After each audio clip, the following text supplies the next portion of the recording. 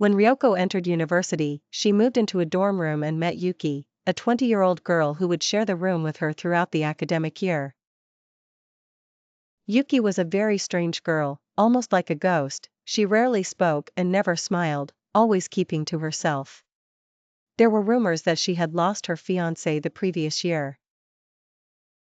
One night, Ryoko heard Yuki get out of bed and leave the room. At first, she thought Yuki was going to the bathroom and didn't pay much attention.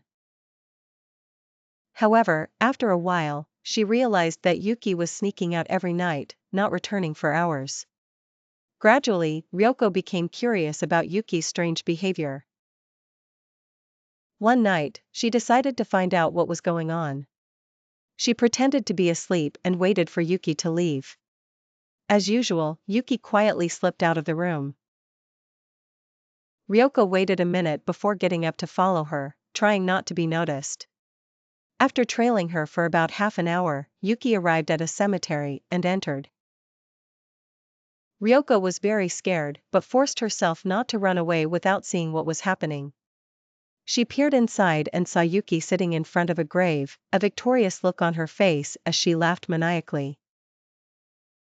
Ryoko had seen what she wanted to see, and driven by fear more than anything else, she turned and ran back to her room. Once inside, she jumped into bed and pretended to be asleep, waiting for Yuki to return. But Yuki never came back, and Ryoko fell asleep without realizing it. When she woke up in the morning, she heard sad news from a police officer. Yuki had committed suicide the previous night, taking a lot of pills while sitting in the cemetery. The police found her lying near her fiancé's grave. Ryoko was filled with panic and sorrow for the girl, but she quickly forgot about it.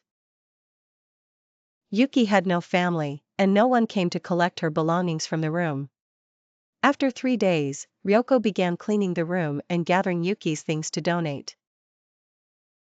Among her belongings, she found a diary. She picked it up and started flipping through the pages. When she reached the last page, she froze in fear. There was a single sentence written in blood: "I know you saw me.